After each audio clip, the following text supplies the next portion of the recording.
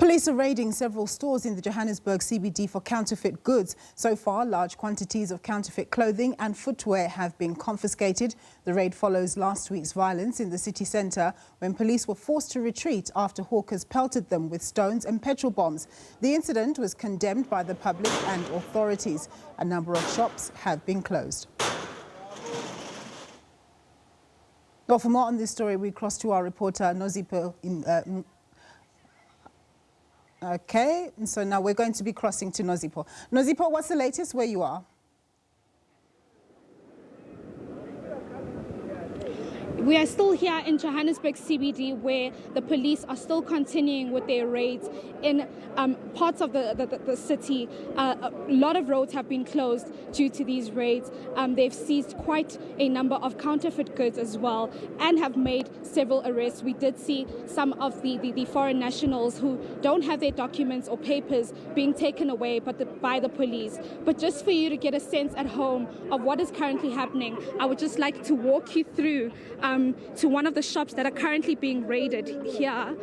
As you can see, the police have just opened one of these shops that they're raiding and are in the process of removing a lot of the counterfeit goods here that are in the store. I'll ask my camera person to also pan for you to see what they have seized so far, what they have put together and collected so far.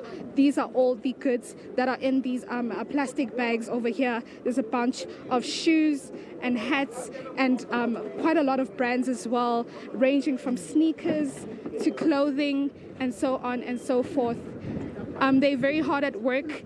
It seems as though they won't be leaving here anytime soon due to the number of shops that they still have to continue raiding and going into, just to ensure that they can collect as many counterfeit goods as they can. We have been told that Minister Cele will also be visiting the area to come and speak to us as well and address the media about the current raids that are taking place, as well as how long he anticipates that the raids will be going on for.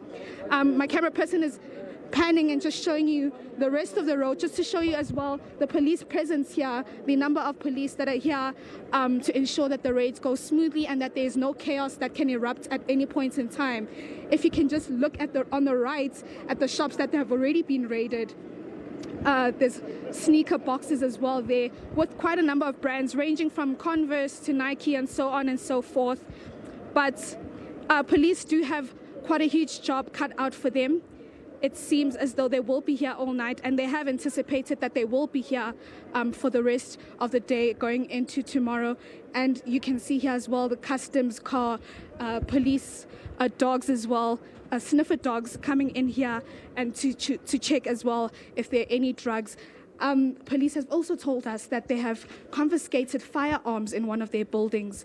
So we will also be hearing just the numbers in terms of how many firearms have been confiscated, the ammunition that has been confiscated, as well as the amount or the value of the counterfeit goods that has been confiscated. These are one of the shops that they've raided. There's absolutely nothing left here.